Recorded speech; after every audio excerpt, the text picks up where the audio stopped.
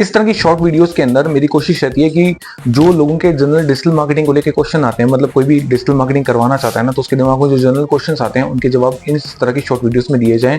ऐसा ये क्वेश्चन है जो लोगों के दिमाग में आता है, तो उसके बारे में बताता हूँ। लोग पूछते हैं कि जी मेरा बिल्कुल फ्रेश बिजनेस है, मैंने अभी जस्ट स्टार्ट ही किया है, तो मुझे डिजिटल मार्केटिंग में क्या क्या चीज़ें करवानी चाहिए, क्या क्या चीज़ें ज़रूरी हैं, क्या करवाना ज़्यादा सही रहता है।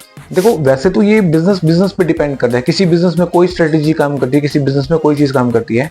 तो जनरली आपको क्या करना चाहिए, जनरली आपको 2 तरह के कैंपेन चलाने चाहिए अगर आपका बिजनेस बिल्कुल फ्रेश है। सबसे पहले तो देखो आपके पेज पे कुछ ना कुछ कंटेंट होना चाहिए, है ना। चाहे जैसे आपका कोई लॉन्चिंग है, कोई मुहूर्त है, कोई पूजा वगैरह आप करवा रहे हो, तो वो पिक्चर्स आप उस पर डाल दो, अच्छी सी डीपी लगा दो, पूरी इन्फॉर्मेशन पेज पे डाल दो, ठीक है, और अच्छा सा कवर पेज बना के डाल दो। और कुछ सेल से रिलेटेड, जैसे कि आपने थोड़ा बहुत कुछ स्टार्ट करा है, कोई कस्टमर आपकी दुकान पे आया है ना, या आपने किसी को जा करके पिच करा, आप सेल्समैन है और जाकर किसी को पिच करा है ना, तो वो जो पिक्चर है जनरली कंटेंट थोड़ा बहुत 8-10 दिन आपको डालना है।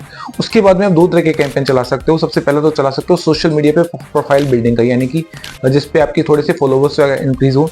टारगेट ऑडियंस जो है उसको टारगेट करके, जो आपके रिलेटेबल ऑडियंस होगी उसको टारगेट करके आपको प्रोफाइल बिल्डिंग यानी कि फॉलोवर गेन करने के लिए आपको कैंपेन चलाना ही चलाना चाहिए। ये बहुत ज्यादा जरूरी है, ठीक है।